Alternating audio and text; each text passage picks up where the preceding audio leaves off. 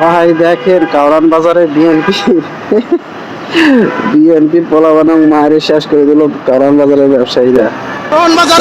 কারওয়ান বাজারে ব্যবসায়ীদের সঙ্গে ধাওয়া পাল্টা দেওয়ার ঘটনা ঘটছে। দর্শক দেখতে পাচ্ছেন চাঁদাবাজের বিরুদ্ধে মানববন্ধন চলাকালে একদল লোক লাঠি সোঁটা নিয়ে এসে ব্যবসায়ীদের উপর হামলা করে এবং তার পরবর্তীতে আমরা দেখতে পাচ্ছি ব্যবসায়ীরাও কিন্তু লাঠি সোঁটা নিয়ে কিন্তু নেমে পড়েছে এবং আমরা দেখছেন দর্শক এই মুহূর্তে ধাওয়া পাল্টা দেওয়া চলছে রাজধানীর কারওয়ান বাজারে এবং ব্যবসায়ীদের সঙ্গে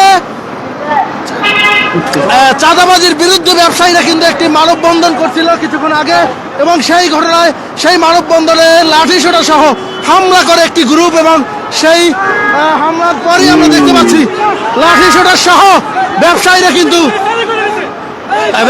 কিন্তু নেমে পড়েছেন মাঠে।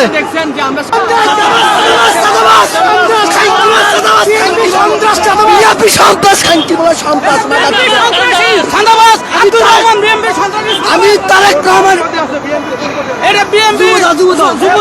থানা